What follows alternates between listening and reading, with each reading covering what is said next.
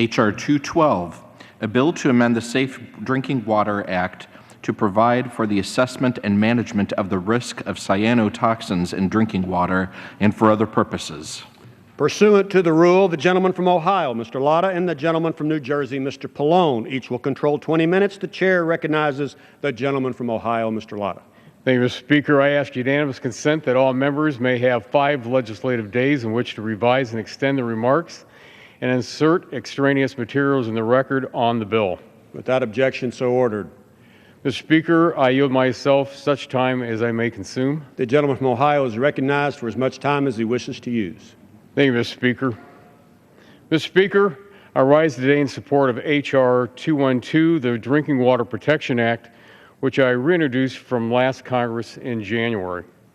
This important bipartisan legislation requires the EPA to develop and submit a strategic plan to Congress for assessing and managing risk associated with algotoxins in drinking water provided by public water systems. Unfortunately, from the Great Lakes to other surface fresh waters across the country, algotoxins produced by harmful algal blooms are presenting a serious concern to human health and safety.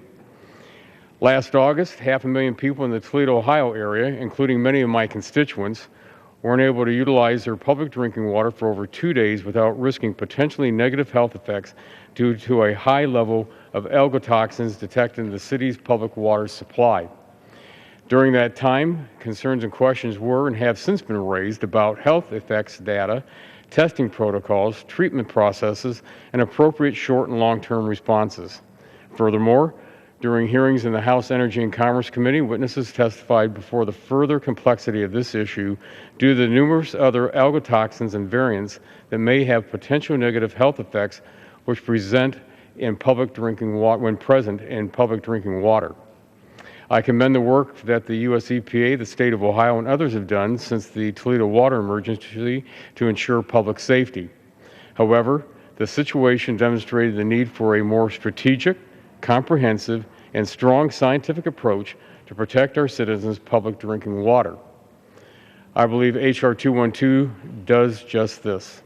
Specifically, the legislation calls for the EPA's strategic plan to include steps and timelines that evaluate the risk to human health from drinking water provided by public water systems contaminated with algotoxins, establish, publish, and update a comprehensive list of algotoxins which the administrator determines may have an adverse effect on human health when present in public drinking water, and provide a summary of those known adverse effects.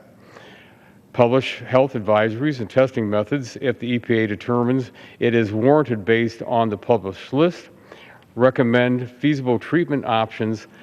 Enter into cooperative agreements and provide technical assistance to affected states and public water systems to manage risks associated with algotoxins and identify gaps in the EPA's understanding of algotoxins.